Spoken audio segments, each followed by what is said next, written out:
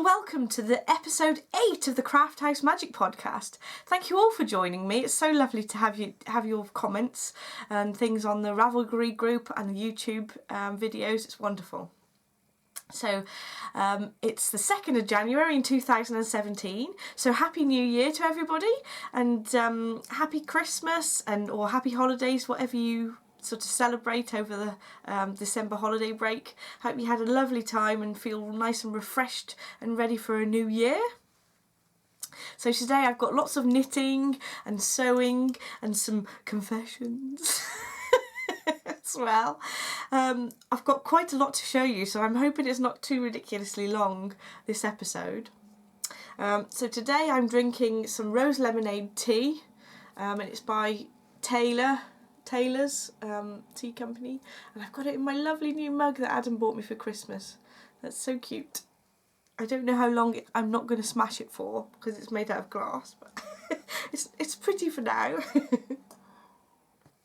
Right, so moving on to the crafty goodness. So first of all, I'm going to talk to you about my finished objects. So to start with, guess what? I finally finished my shawl. I should have prepared it more carefully so that it didn't take me so long to unfold it. But I finished my building block shawl by Stephen West. I'm so pleased with this. I'm really sorry it's not blocked, but I just had to wear it straight away. It's so wearable. So I'll put it on to show you. It's ridiculously comfortable and cosy and wonderful. So I used hedgerow yarns for all of the yarns that I've put into this shawl. And it's just such a lovely mix of the 50% silk and 50% merino, which is the grey, and the cream, which is here, and also the tweedy sock base, and the blue one is the a standard sock yarn. So I definitely recommend the hedgerow yarns. It's really wonderful, and I actually really enjoyed knitting this pattern, the building blocks pattern. I think the only point where I was just thinking I want to get it finished was the very last section, which seemed to take such a long time because of the length of the shawl. I'll just show you again how long it is. If I fold it over, you might be able to kind of get an idea of how wide how long the rows were. So that's just half, and it's really quite long. You don't actually have to knit all of the panels, I suppose. I could have stopped earlier, but I just wanted the biggest, squishiest shawl I could possibly get. So I'm so pleased with that. I keep draping it over the back of the sofa just so I can look at it. So that's number one thing finished. Now we're on to the socks. So I showed you these before Christmas, and these are for Adam. So I knitted them out of ice yarns, and it's the grey and black colourway, and I used some opal, just plain opal, and what's the colour? Oh, it's just numbers. So 2619 for the colourway, just for the plain black to do the actual heels. Now, if you remember from the last episode, I chose a different type of heel. So I used an afterthought heel here, and I chose a sort of spiral. I don't know if you can really see. Let's see if I can hold it up so you can see the spiral shape. It's not ideal that it's black. No, you can't. You can just about see the decreased lines here, so it's like a spiral heel on there, and it's from the Lara Neal's Sock Architecture book, and it was this one here. They just show little samples of how the heels look like, and she did little samples of the heels on their own. So that's what this one is. I thought it was called the thumb joint hat top heel, but I don't actually think that it is called that. I think that is a misprint, because this one here is also called that. So that's a different type there, which I might try next. So it's a spiral sock out of the Sock Architecture book. So it's a very brief description of this heel. There may be a more detailed description elsewhere in the book, but I didn't bother looking at that. So it gets you to pick up stitches, and I picked up an extra 2 in the corner here. And I wasn't sure whether to decrease those straight away, so I kept knitting those until I started decreasing for the spiral bit. So this one is probably more spacious than you sort of would expect with this normal pattern, but it actually, even though it looks kind of sticky outy when they've been blocked, when they're actually on the foot they're fine. They don't bag out extra anyway, so I'm quite chuffed with those, and it was quite interesting to try a different heel out. So those are for Adam for Christmas. He has actually worn these and I've blocked them out again, but I stole them off him so that I could show you guys. So that's the first pair of socks I've got. So I forgot to say I did those on the Knit Pro Zing 2.5mm needles. I think that was a 64 stitch count I used to get enough width for Adam's legs. I always use 64 stitches on 2.5mm needles for myself because I've got rather large legs, I suppose. Anyway, on to sock number 2 that's finished. Woo! So these ones, me and Ruth from the Knitterarium podcast were doing a little mini unofficial knit along of this sock architecture pattern. And I really enjoyed knitting these. So Ruth was saying how well that they fitted around the heel compared to a lot of other sock patterns, and I completely agree. They absolutely fit wonderfully. So one of my issues that I actually voiced on Instagram was that the cast off edge was a bit untidy. So I think, do you know, I can't really tell very much now that they've been blocked. So this was the first one I did, and this is the cast off edge, and you can see even though I've blocked it, it's a bit sort of leafy edged. To be honest, it's not that bad. So I was moaning and someone suggested on Instagram, I'm really sorry, I can't remember who it was, but thank you so much, a sewn cast off, and I think that this is slightly neater. I can definitely see this is neater, but to be honest, the other one wasn't too bad at all. I was just being really fussy. I think that this sewn cast off is more like the way I cast on with a long tail cast on, so I like it better because it's more consistent with what I'm used to, I think. But to be honest, both ways, both socks, they look pretty good, so I was just fussing.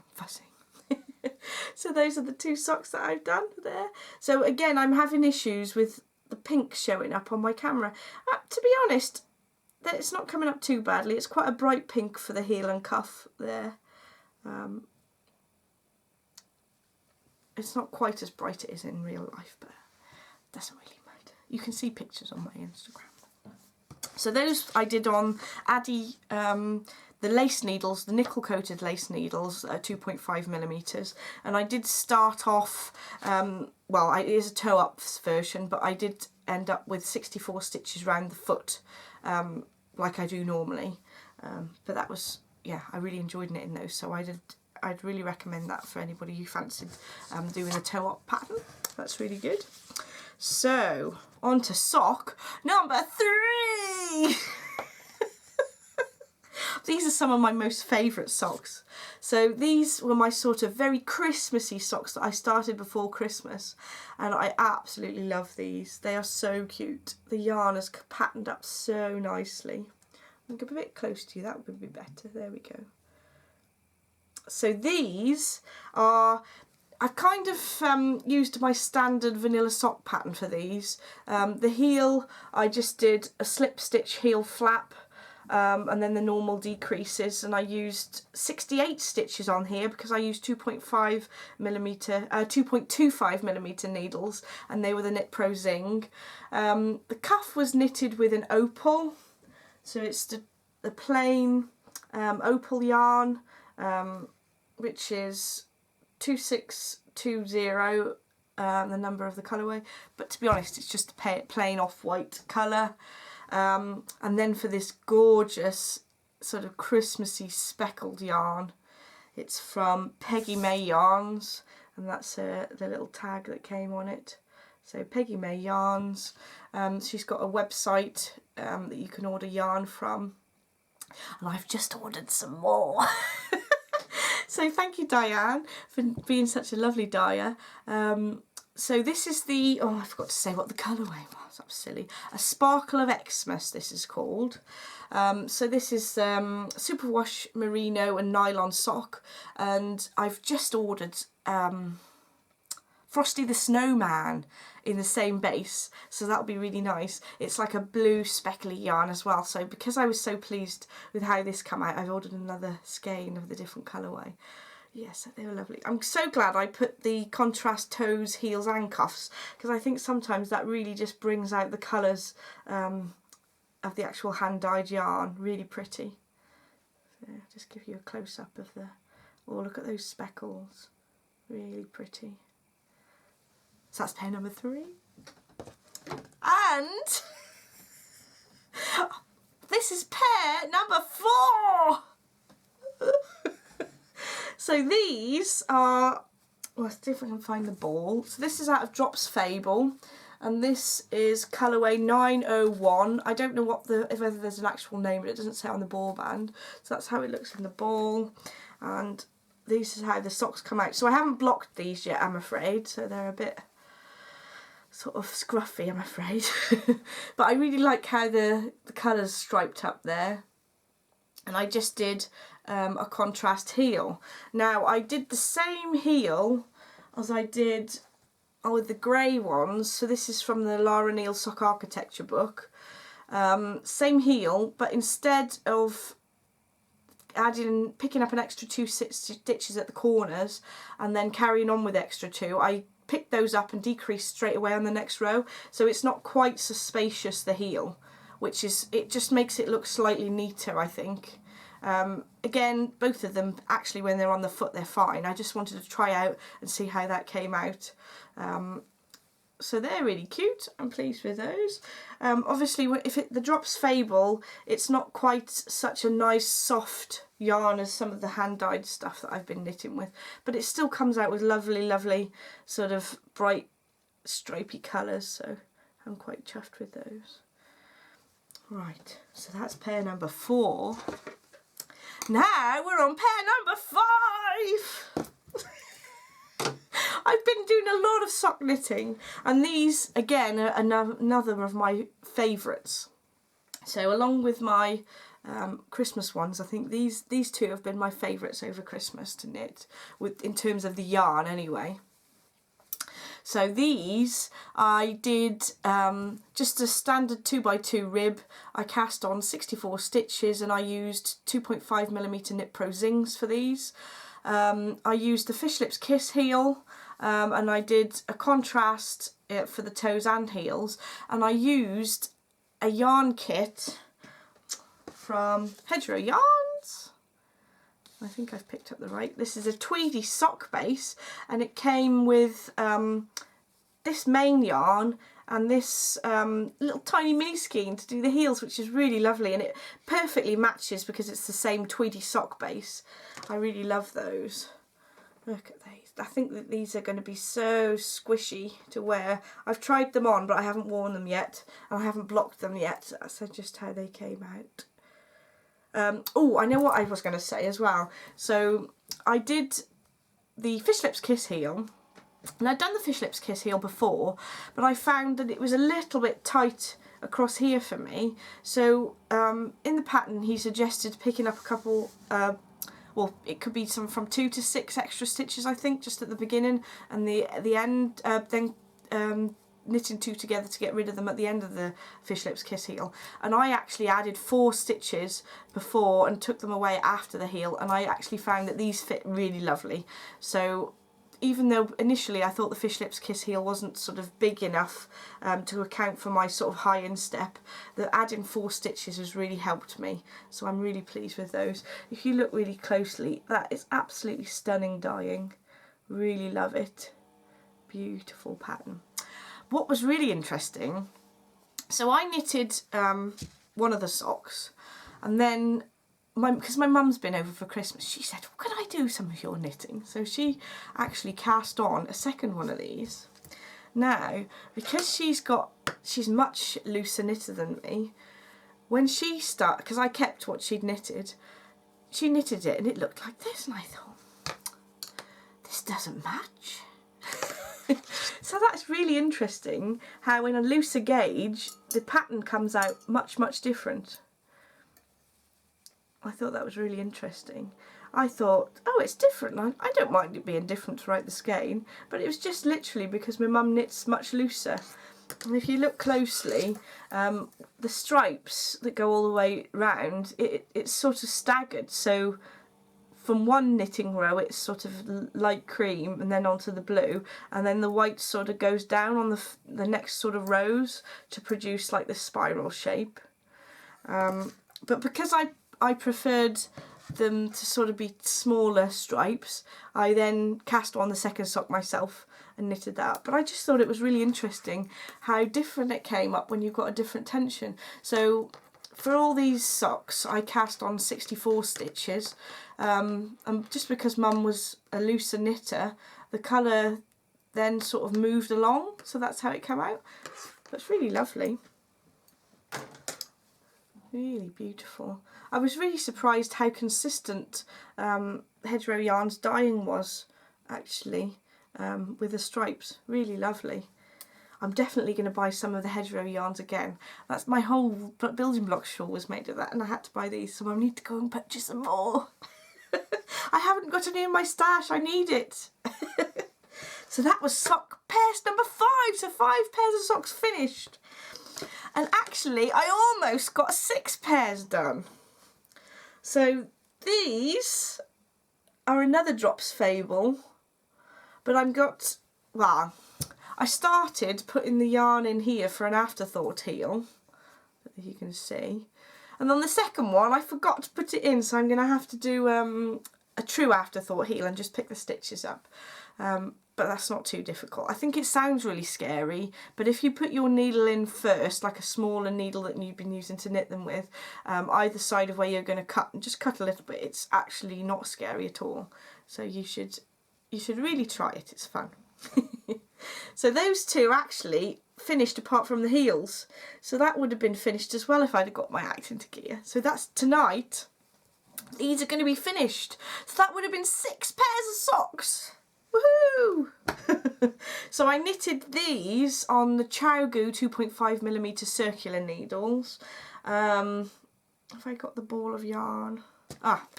So that's the Drops Fable again. I think this is colour 340. Lovely. So nearly 5 pairs of socks. So my goal was to get down to only 1 pair of socks on the needles, because I casted on the 3 pairs to test out the different needles. I just then kept on casting on more, and it just wasn't good. There's too many things on the needles, it stresses me out. So I've now only got this pair. Well, I've only done this much of a sock. Well, once I've done the heels tonight, I'll only have 1 pair of sock on the needles. So I can do a variety of knitting, so the podcast will be much more interesting. So I've got 2 shawls that I've not been working on very much because I've been doing lots of socks or the building block shawl. So I really want to get those sort of, get quite a bit of work done on those by the next podcast, so that'll be good. So I forgot to say this this sock is some I've hand dyed, so I've just done a speckled dyed sort of blue and yellow pattern. I just love speckles. Speckles are wonderful, you can't get enough. I'm contemplating doing a contrast heel in a darker colour, or like the blue or the yellow out of here, but I haven't quite decided yet. I have to have a look at my stash and see if I've got anything to match, because we want it to kind of tie in with the other colours. Ooh, what I forgot to say is that I'm going to try, on these socks, I'm going to try one of the other afterthought heels out of the sock architecture book. So it'll either be the 90-degree heel toe, which is that one. Oh, sorry. Not very good, is it? So this one, or this sort of heel up here, You can just about see it. Not quite sure yet, either one of those two, just to see how that comes out. But I'm having quite a lot of fun just trying out different afterthought heels at the moment. I think if I'm just doing a sock and I'm tired, it's quite nice just to be able to do a heel flap, because I've done so many, I don't really have to count very much and I can just do it without thinking. But it's good to try out these different ones. Plus, if it's an afterthought heel, you can just do it later and just knit, knit, knit, knit. So because I've had family visiting, I've done a lot of just sitting there and plain knitting on the socks because I've been chatting away, and it's not good to be making mistakes on lace shawls when you've got visitors round. So, I think that's all my knitting that I've got to show you. Yes. So I'll just mention to you what I've got planned to do next. Another shawl. So I mentioned to you in the I can't speak today. I'm not used to podcasting. It's been like 3 weeks, hasn't it? So I mentioned to you in the last podcast that Ruth from Knitterarium is doing a knit along, and it's called The Year of You.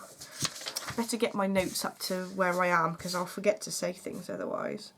So it's the Year of You knit along, and in January and February it's I can't quite remember what it's called, but it's you're supposed to really treat yourself and knit things for you, and it's going to be lovely. If you look on the Knitterarium Ravelry page, you can see lots of ideas of what people are going to be knitting and which of Ruth's shawls that people have chosen. So I had trouble choosing one of Ruth's shawls because they're all so lovely. I changed my mind a couple of times, but I don't know if you can really see this picture very well. It's printed out on my rubbish printer. It's a lovely wide sort of rectangular shawl that's got lots of stitch definition patterns on it, and I'm not going to attempt to say this. It's an Irish word and it basically means sand. I read through the little description, and it's basically Ruth's memories as a child and how the textures of the sand dunes has inspired her to do a shawl that reminds her of this. So the colours that Ruth's used on her sample are like beiges that are sort of sandy and lovely, but I've chosen bright blue. So unfortunately I've ordered some, it hasn't arrived yet, so I can't quite join in with the knit along, but I'm sure it'll come soon. I've ordered it from Woolstack and they're normally quite quick. So I'm really hoping it comes soon so I can get that cast on. That'll be lovely. So I think we should talk about sewing projects. So just before Christmas, I really wanted to get some Christmassy sewing things made up. So my first intention was to make an angel for the top of the Christmas tree. And it sounds easy, but it's not. So I haven't got the book at the moment, but it's one of the Tilda books. Actually, quite a few of the Tilda books have these sort of doll patterns in. So you could find it in any of those. And if you look at the last podcast, you'd find it. So this is my angel I made for the top of the Christmas tree. So she's got little pom-poms made out of embroidery thread. And if you look at the back, I embroidered all her hair on there. And she's got these cute little wings. And I've done lace for the top of the dress, and then I found a lace panel that I used for a skirt, and just a little bit of sort of organza ribbon, and then her legs are really long. I just wonder if I can get her all in. If I put her there, you can see her all. And I put her on top of the tree. She is massive. It was so funny. I put her up there and my mum was sat there and she absolutely could not stop laughing at my lovely angel that looked huge. Oh, bless. So this is the standard pattern for the Tilda dolls or the Tilda angels, and I didn't even think to sort of measure out how big it was going to come out and measure the tree. I was thinking about trying to make one sort of half the size, so she'd be you know, this size from both of my hands instead of like having massively long legs. The only trouble is, I'm not sure, because if you look how thin her arms are, whether if I scaled that down further, I'd be able to actually turn it inside out.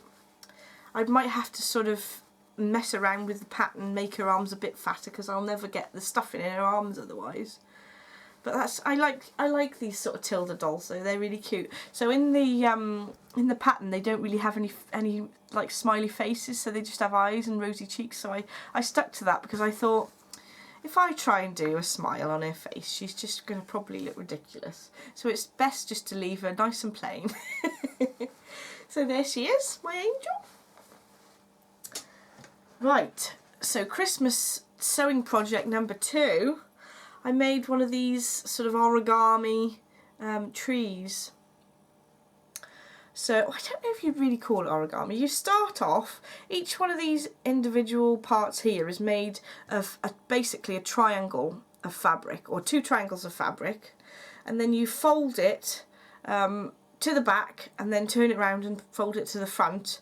And it makes this lovely little pattern, and it reminds me of holly, so I ended up putting these beads in the middle here, so they kind of look like holly as well as a Christmas tree.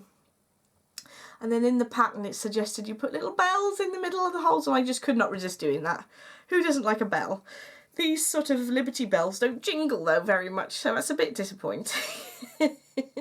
I meant to put a picture of this on my Instagram, but by the time I'd finished it, it was gone Christmas Day, so it didn't seem very appropriate. So, Merry Christmas to everybody a bit late. There we go. So the back there, you can just see where it's been folded around the other way, so it doesn't look too bad from behind. But I've been hanging this against the wall, so you only really see the front side anyway. You could use, so I used 2 different fabrics for the triangles. One side was the plain green, and then one side was this sparkly sort of star fabric. I did the same with a plain green and sparkly red fabric for the sort of pot area, so that the top looks like a tree. I don't know if I might add a star to the top of it or just to leave it as it is. We'll see. I won't do anything more to it this year though. It might be next year when I get back to it. So that's my sewing-y projects. Right, what's next on my list? Ooh, gadgets. So this episode's gadget is called a needle beetle. I've just left it in the box there so you can see what it looks like. Unfortunately, because I've opened it, you can't really read the top, but it says needle beetle at the top.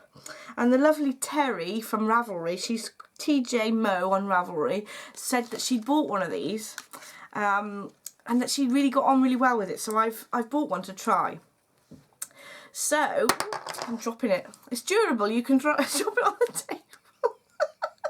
So you push this little lever there, and a little light comes out, turns on, and then you've got a little needle threader. You can just about see it there. So you can see a little bit better if you're in a sort of dim lit area to thread your needle, which is really sweet. So I've got a green one, but they do red ones that actually do look like ladybirds. So that's really sweet. So thank you to Terry for suggesting that. But that's really cute to pop in your bag. I think I wish I'd bought the red one really, but the green one's really cute too. I think they do a different colour. They might do like an orangey as well, but I just bought it off eBay, I think. So that's a handy little thing to have if you have trouble threading needles, especially if you're doing fine sewing thread as well. Not quite so sort of important if it's just knitting one, I suppose, but if it's like 4-ply, that might be quite helpful. I haven't tried it with wool yet though, but just to thread cotton for doing hand sewing, that's a nice little thing. So thank you, Terry. Right, so that's my gadgets for today. So we're on to Blast from the Past. So I should have sat back a bit so you could see. So this is a little shawl I knitted a little while ago. I think this was the first shawl I ever knit, and it's only very tiny. It's such a lovely soft wool though.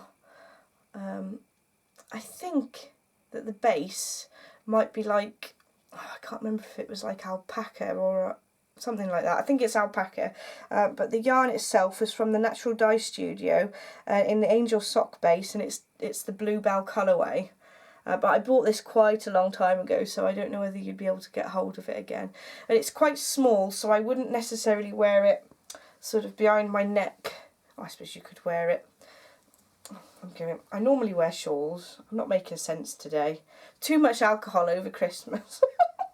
So I'd normally wear shawls like this, but it's not quite long enough to wear it like that, so it's quite nice just to tie it at the front like this. And it's still nice and really cool. It's so soft next to the skin. So I'd only bought one skein of yarn because at the time I was like, oh, it's so expensive. But actually I wish I'd have done it a little bit bigger than I did.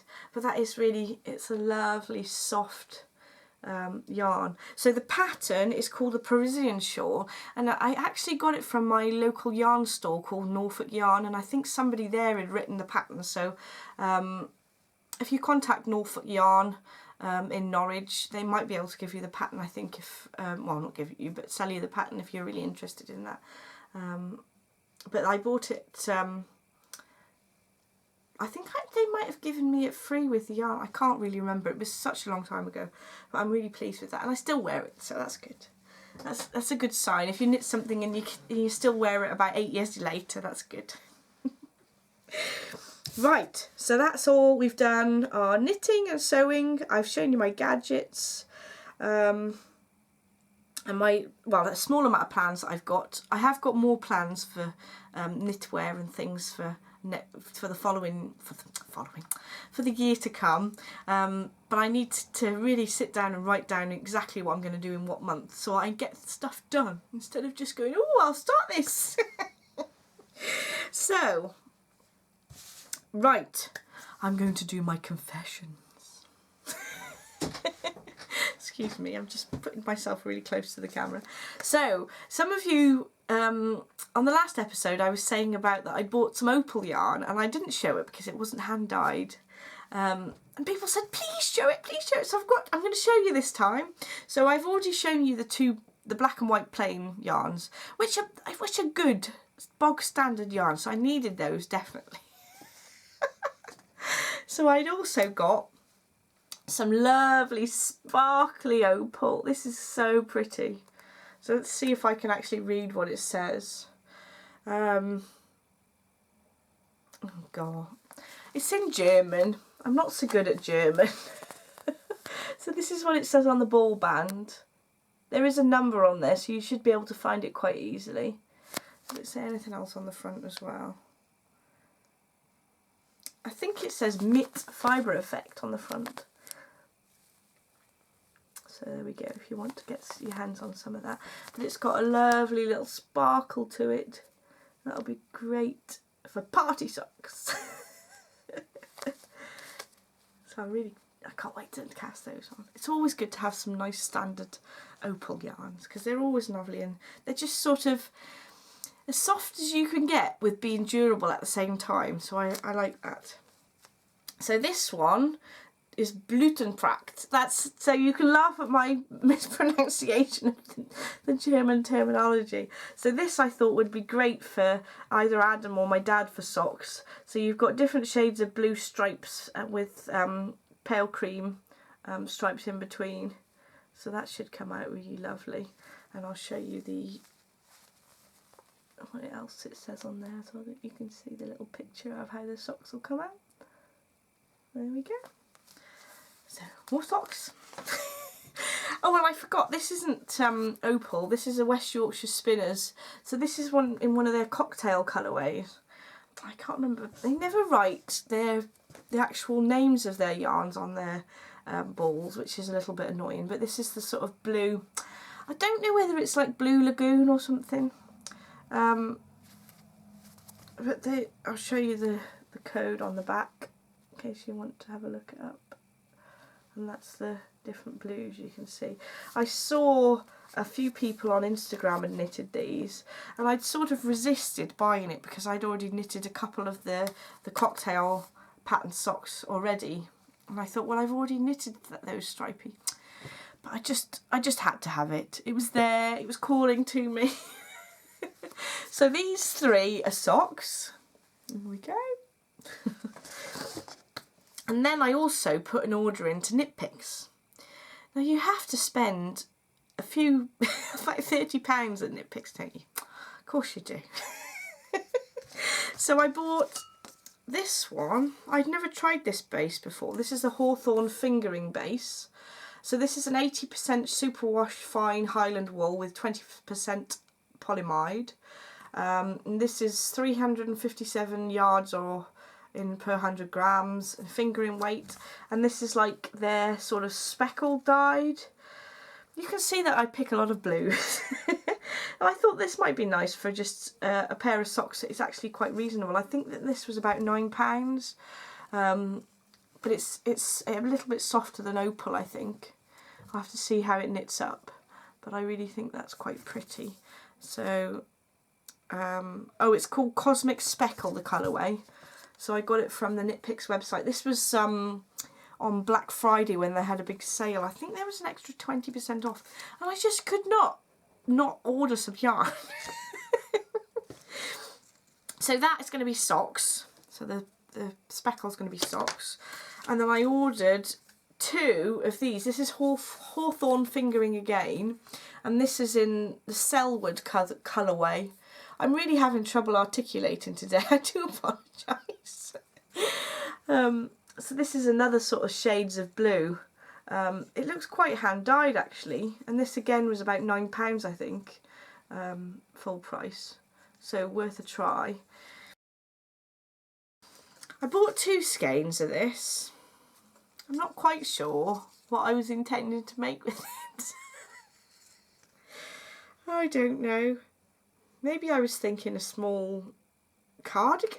I can't do 2 skeins of a cardigan. I don't know. We'll have to see what that'll be. Maybe a shawl. It's not quite as sort of soft though. This what's it called again? Hawthorn fingering. It's not very soft, but you can imagine it's sort of relatively durable. So that's that one. And then I had to buy some bleachy. Yeah. There we go. So I've got a pink colourway and a blue colourway. I don't know what these got. I don't know if they've got names. I can't really see if it says or not. And this is the 27082, I think. Whether that's the right number, I don't know. And this is the 27087 if you're interested. But they've got lots of different sock yarns. I bought 2 of each of these so I can make a pair of socks of those each. And I did buy some Stroll fingering in a red colourway.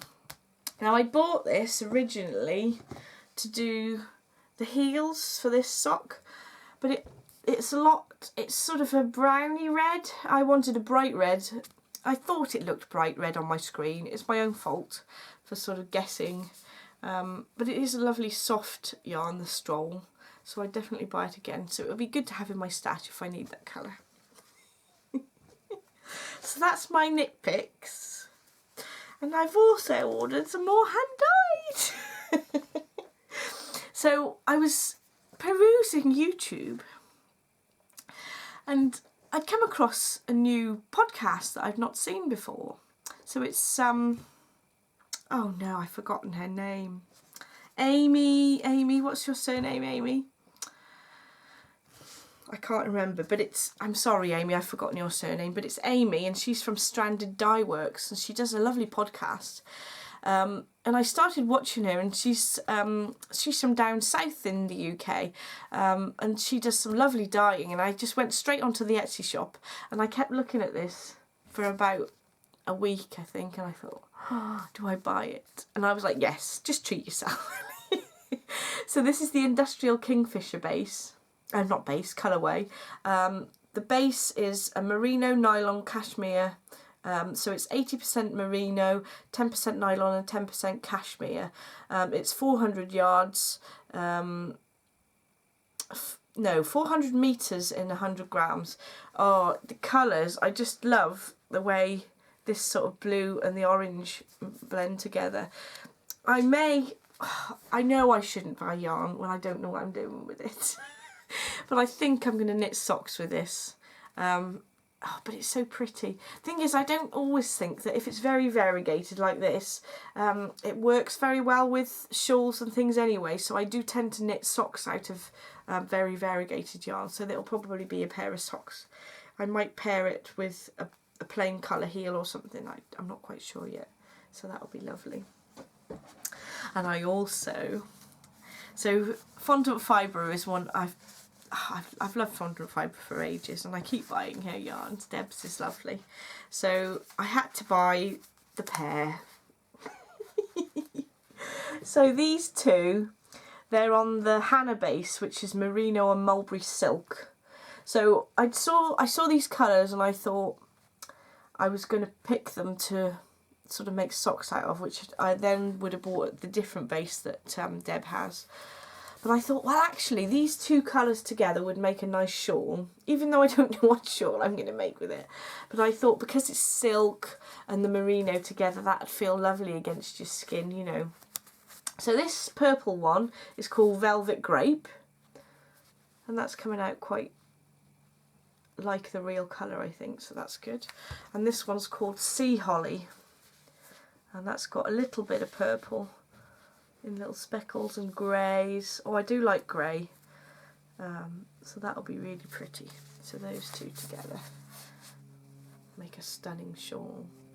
So I saw Tilly Trout had got, I think it was this one that Tilly'd bought, and I thought, I'd got the same one! She hadn't been as naughty as me though and bought the set.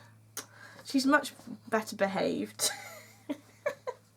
So that's my confessions for today. And none of these yarns were Christmas presents at all.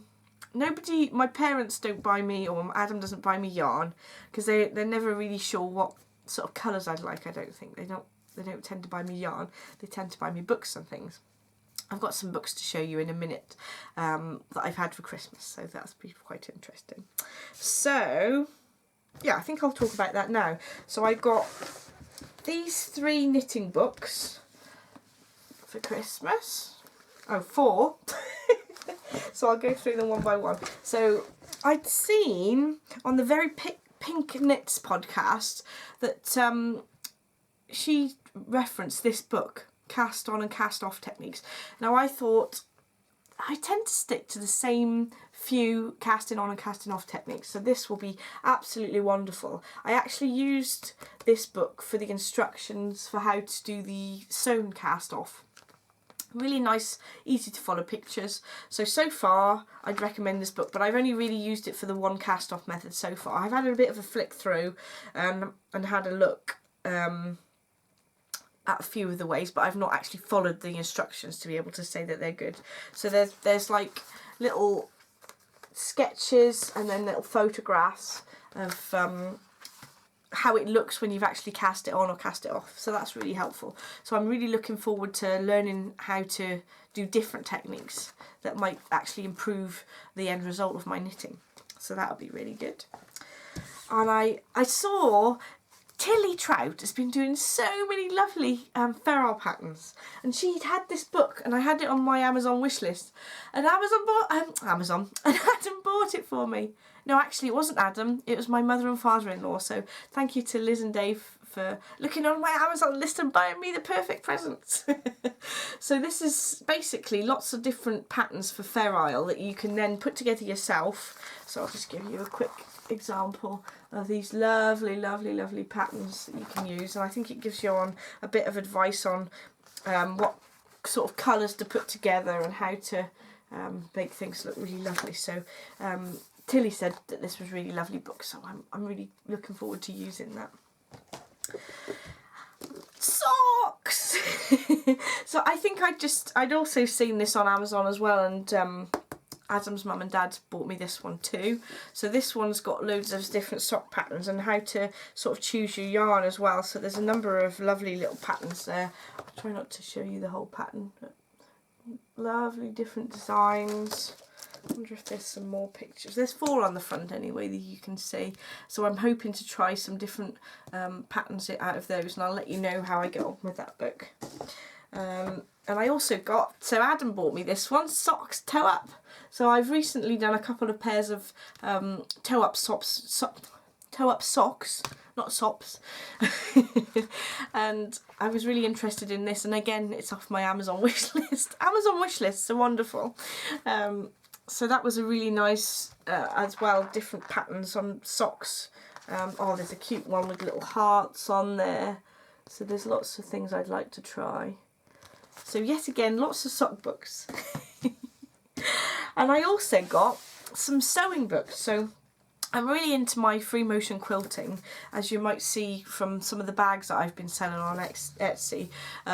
So I got this really nice book on free motion quilting about different sort of patterns that you can use to really make your quilts or quilted bags and things look rather lovely. And I follow Angela on Instagram. She does some really lovely things, so I'm really looking forward to trying out some of the patterns that she's got in there. And I've got, so Lynette Anderson, these two books are from her. So if you look, this embroidery that I did behind me is a Lynette Anderson pattern that I got from the Knitting and Stitching show. So I'm always a fan of Lynette's sort of style on how she does little pieces of embroidery. So if you look on the front, you can see the sort of springtime version of her style with little rabbits and things. Really cute little items that you can make. So I'm looking forward to making some of those. It's always nice to have a pattern to follow rather than making it up from scratch. And then I've got a country quilting book by Lynette as well, and this has got lots of embroidery patterns and different ways that you can build up pieces of an embroidery into quilts and things. That's really lovely. There's a little house, little pattern there, really cute.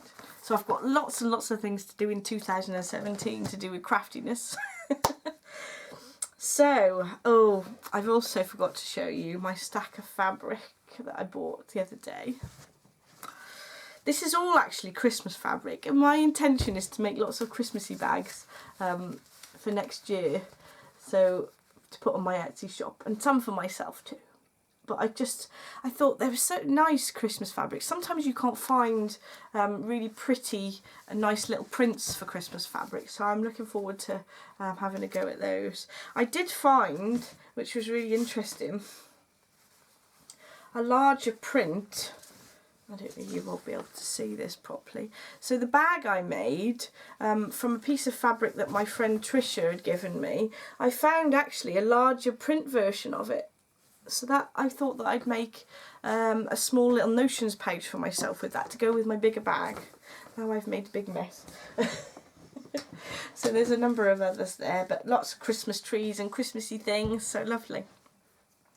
So we've got to the little, I haven't actually got any stuff to show for my Etsy shop on this episode, just because I haven't had a chance to make anything for the shop, because my parents have visited and I have had my mum and father-in-law around quite a lot over the last 2 weeks, so I haven't really had a chance to get down to making some bags or stitch markers for the shops, etc.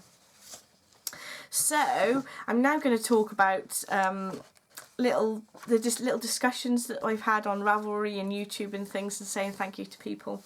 So on Ravelry, I'd like to say thank you for Anvita from New Delhi, and she shared her Waldeck shawl, I think that's how you pronounce it, and it was a really pretty, lovely shawl. So if you want to see what these pictures look like, if you go to the Ravelry group on the thread there, on the Craft House Magic Ravelry thread, you'll be able to see the pictures of Anvita's shawl.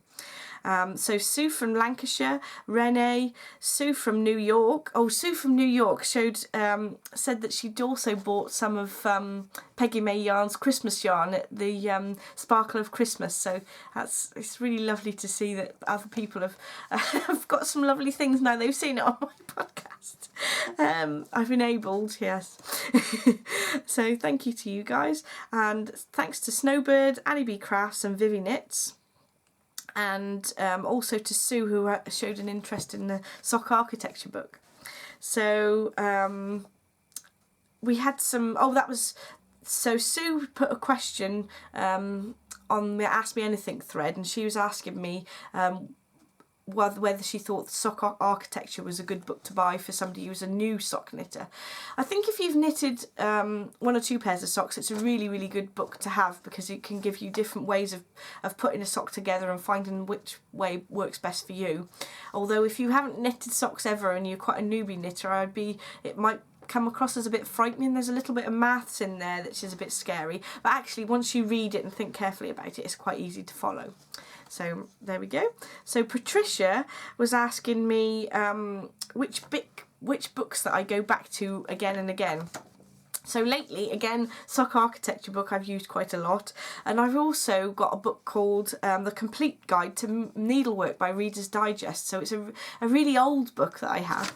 I'll just go and grab it for you to show you. So I'm doing a disappearing act again. So this is what the book looks like. It's an old 1970s edition I have. I think they have new editions now that you can get hold of, but it's quite a big thick book, and I quite often go back to that because it's got different ways of doing needlework techniques which I find really useful. So there's also some sort of knitting stitch patterns that you can use, as in like panels of lace and things that you can go back to and integrate that into other knitting patterns. So that's really useful. So I put links in the discussion thread to books that you can get hold of if you're looking for these. So if you go into the Ravelry group, you'll be able to see that. So we also had I had some people putting things about their stash and other projects that they've got. So Mary showed me her yarn stash, and that the fact that she was going to make a lovely fluffy jumper this year so it'd be nice and cosy. So Marcy from the Hey Brown Berry podcast, hello Marcy, she was saying that she'd bought some really lovely Shetland yarn and that she was going to do the Coastal Walk shawl by Joji Locatelli. So that's a lovely shawl. I have seen that on Instagram before, so I hope you get that made for you, Marcy. That'd be lovely.